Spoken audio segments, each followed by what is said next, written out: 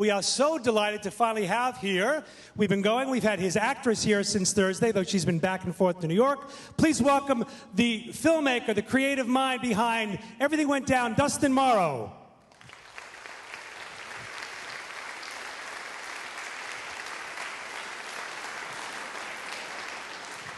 And please welcome back the wonderful actress, singer, songwriter from tonight's film, Kate Tucker.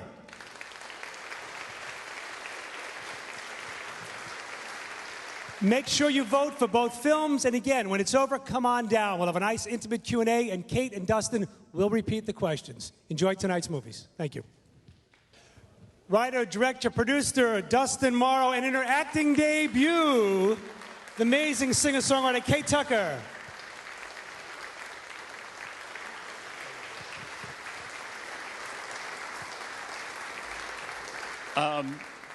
Before we take any questions, I just want to thank the Stony Brook Film Festival and thank you for coming, because a Sunday night at 9:30 with a deliberately paced independent musical is a tough sell. And to stay for the Q&A at 11:12 p.m., you guys are the hardcore film fans.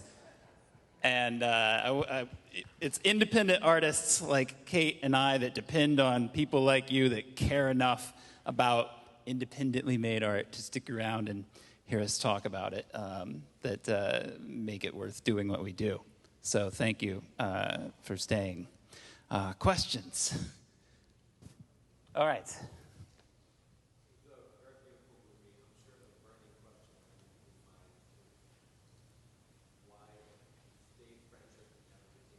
Why did it stay friendship and never become a romance? For me, it was just seeing so many movies where that's inevitably how it's going to go. And I just felt like a film about friendship might actually stick out in the crowd. And I don't think every movie needs to be about a romantic relationship. I think there's a lot of love between these two people. I don't think it necessarily needs to become love.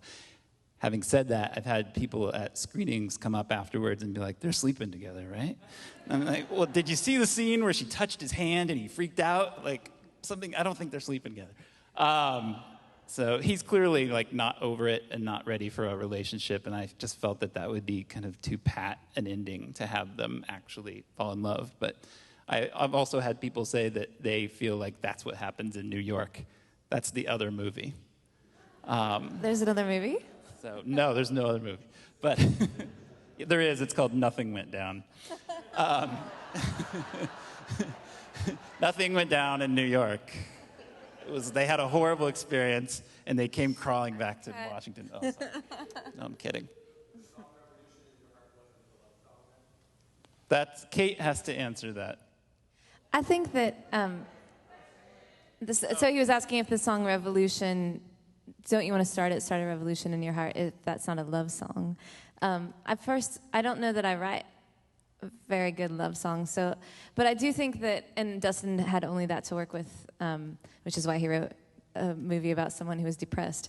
But I think that speaking to the falling in love element of the film, or the lack thereof, I think that friendship is something that in our society or in our media is undervalued, and I think it's a really beautiful relationship that Noah and Chelsea have in the film. And I myself asked the same question when I was reading the script. I was thinking, like, when are we going to give them something?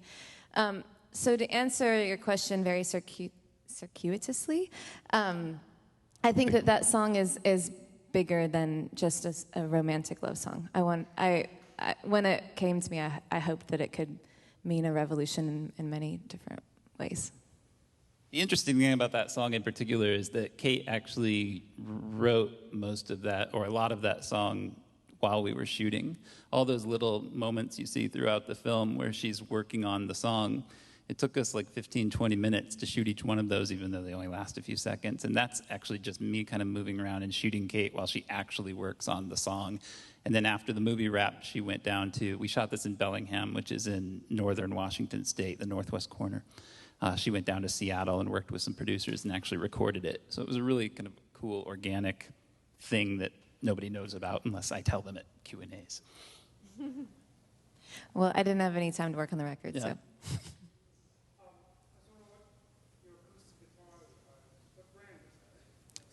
What brand is your acoustic Yes. guitar? Oh, thank you for asking. My godfather, he is Kevin Ryan, and it's a Ryan guitar, R-Y-A-N, and he builds guitars out of Orange County. He's a wonderful luthier.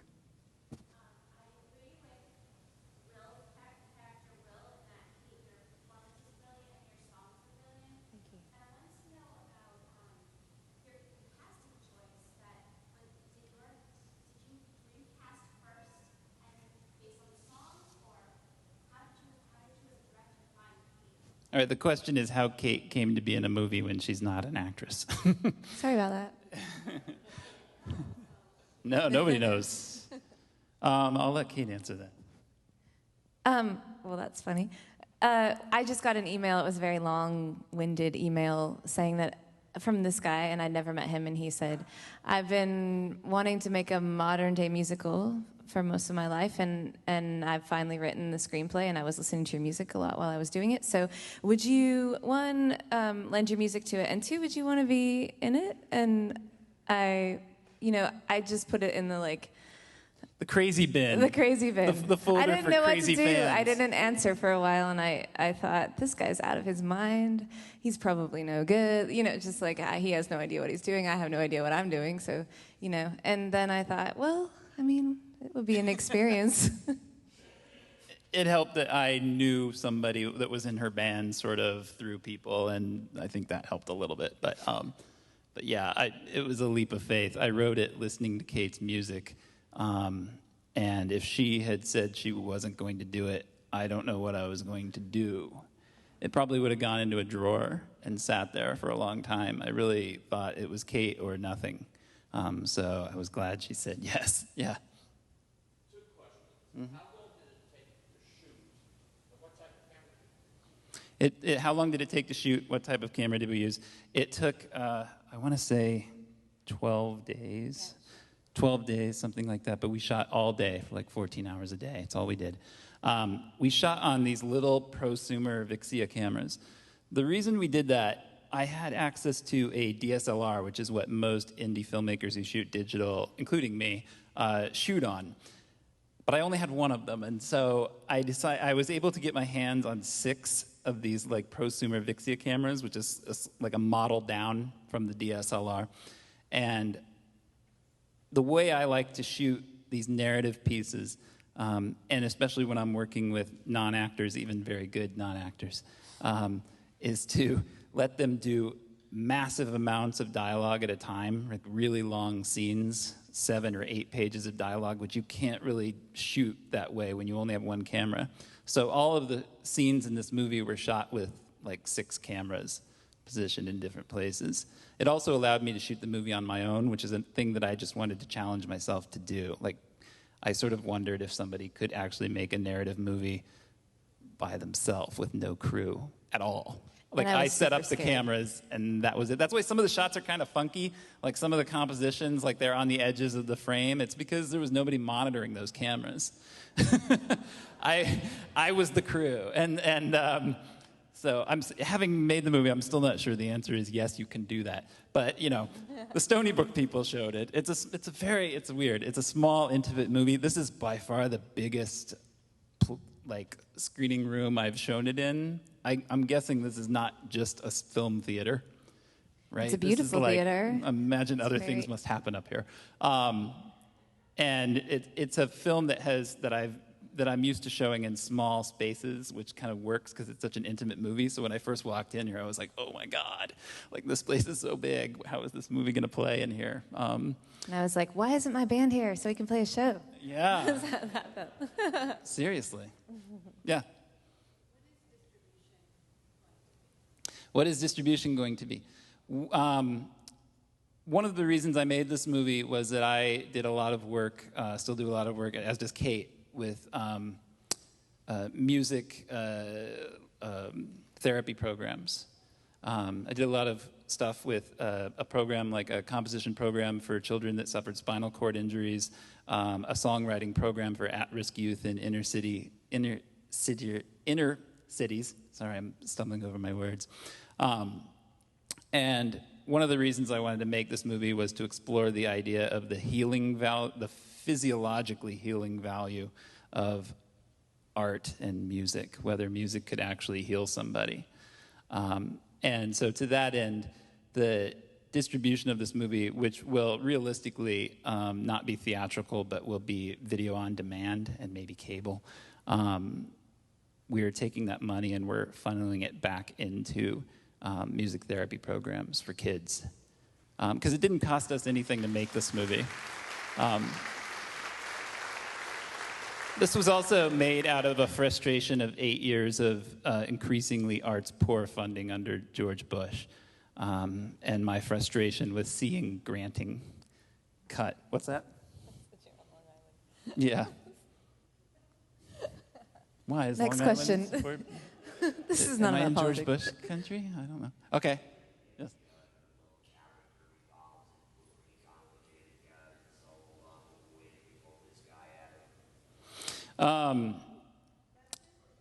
Yeah, I'll repeat it. He said the narrator, the main character, evolves into a very complicated character, and where did he come from when I was writing him?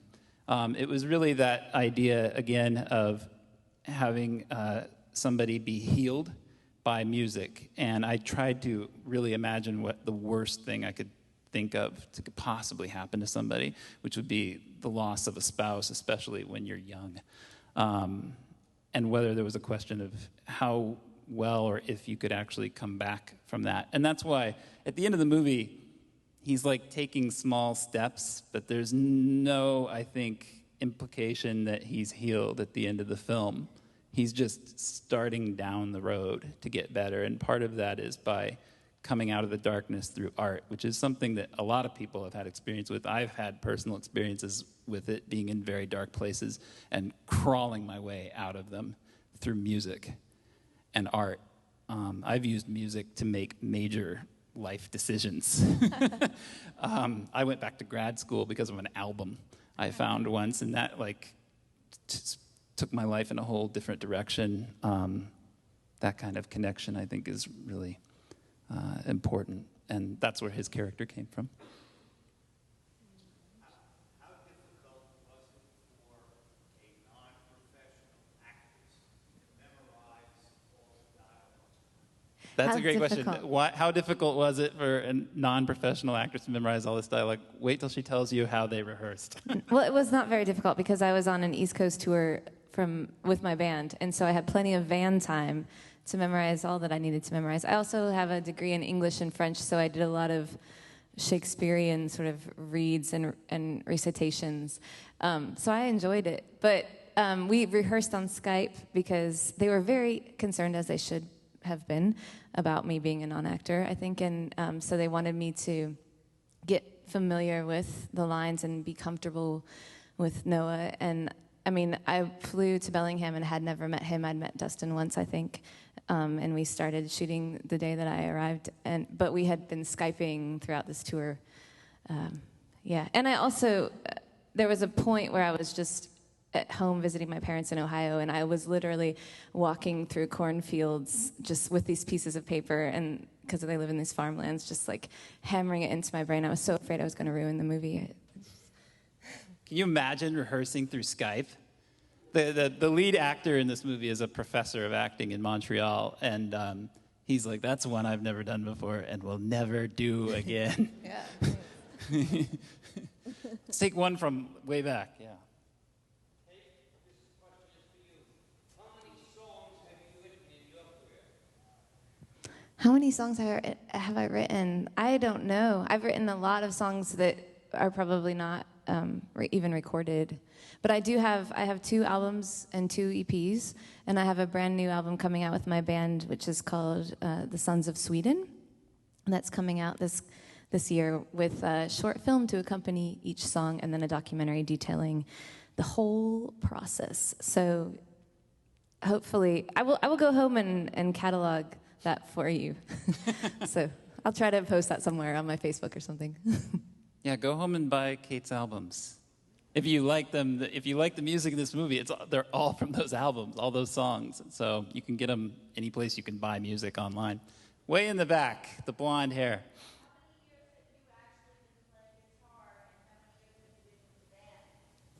How many years have I been playing guitar? When I was 16, I asked my dad to bring me a guitar from California. He was going to visit my godfather who built me the guitar that's in the film.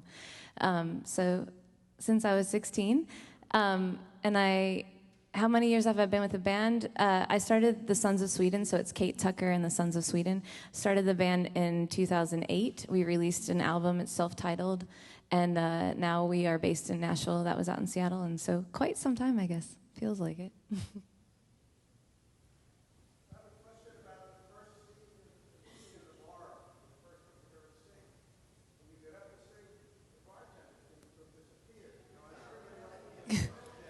Okay, yeah. So obviously the bartender was me. He's asking where the bartender went in the bar and why Kate and Noah didn't just start drinking straight from the tap.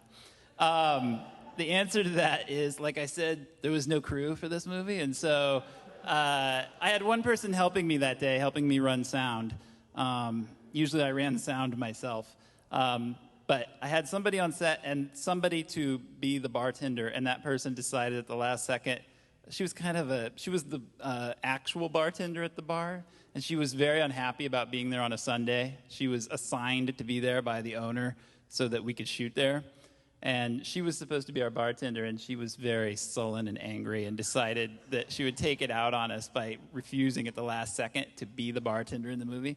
So I threw on the shirt, and the greatest cameo in movie history was born. Alfred Hitchcock, eat your heart out. And so that's why I'm in it. People are always like, oh, the director's always got to do a cameo. And I'm like, I did not want to be in it. But that's what happens. These are the dangers of working without a crew. Yeah.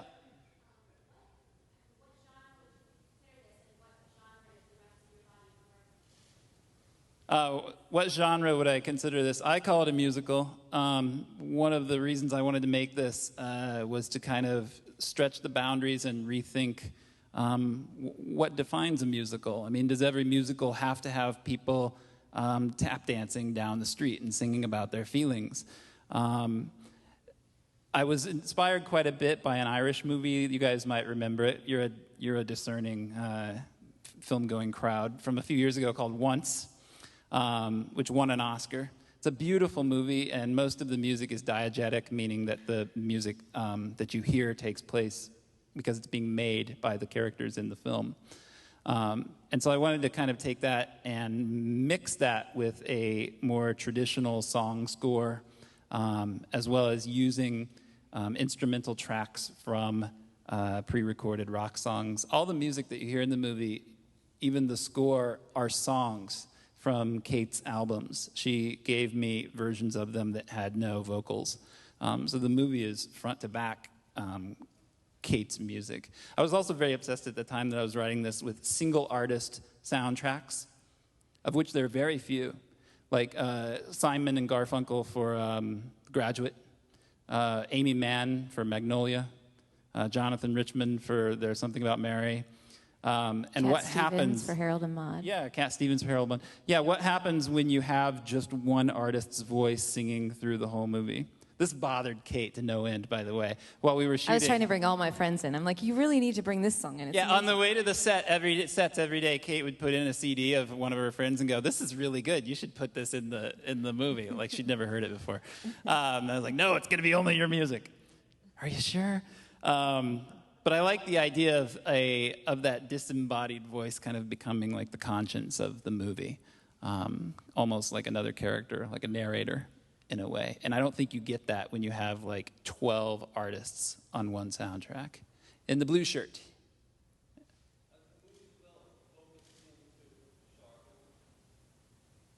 The focus came to, I'm sorry? Mm-hmm.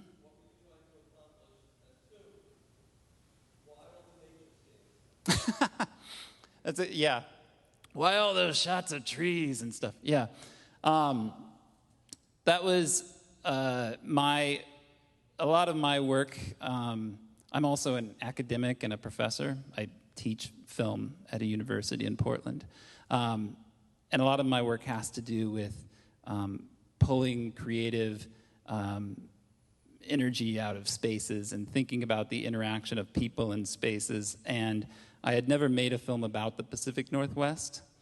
And I wanted something to visually represent Kate's music that would be nourishing and show, you know, growth, all the vegetation, all that green stuff that is naturally occurring, to kind of mirror his movement out of the darkness and back into starting to live his life again. Oh, so then we have time for a couple more questions. I wasn't going to say anything, but because Dustin brought it up, one of the limitations about a theater this big and this special is that a smaller type film made for about $1.50, as Dustin said, That's generous. it's tough to do in this kind of venue when you've got some of the larger films. This is one of a couple of films this year we have that are really low-budget independent films, but the work was so special, and the voice and the performance of this young actor, singer-songwriter, was something I couldn't leave on the floor and want to bring in. So I thank you for that. A couple more questions. Thank you. Thanks. Yes, in the white. Yes. White shirt, blue hat. Yes, you.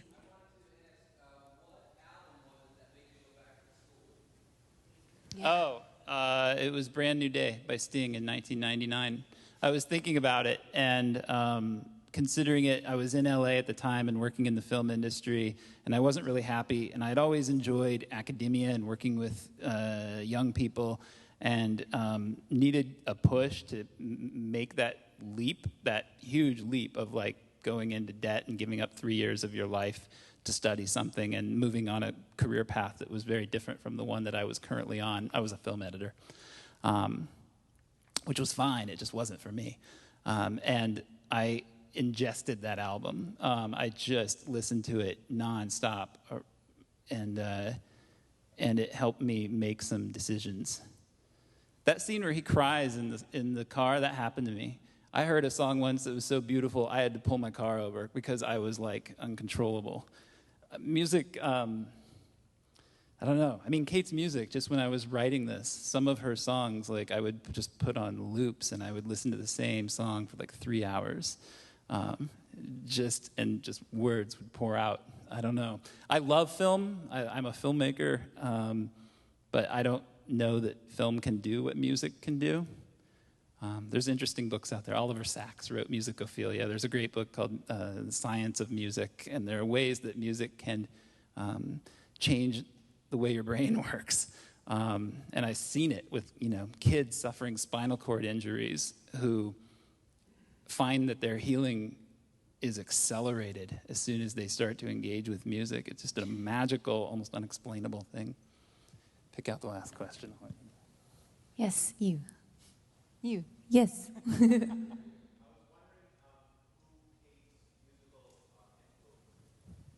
Who are my musical influences? Well, I love 90s music, like Mazzy Star. Crisscross? Yeah. Not what he was talking about. I grew up in a very strict Christian home, and we listened to classical music and church music. I sang in church. So I really, in this film, learned a lot about what I probably was missing out on in elementary school and junior high and all that. So, yeah. But I would say my favorite songwriter is Paul Simon, and I listen to a lot of 90s music. If you listen to my band's new record that's coming out, you'll hear Cocteau Twins or Mazzy Star or things like that, 80s, 90s, yeah. That scene where they're talking about music all night, that's all me. That's me pouring in. I was like, who are you talking about? Yeah, she was like, Andy Summers, and I'm like, you're just going to say I knew it. who Andy Summers was. Yeah, but Noah was very unhappy about having to say Winger was good. And I was like, man, Winger is a good band. Yeah, you should just say it. Though. It's out there now. Yeah.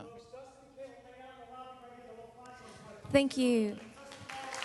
Thank you so much. Yeah, Thank you. seriously, thank you very much for coming. Really appreciate it.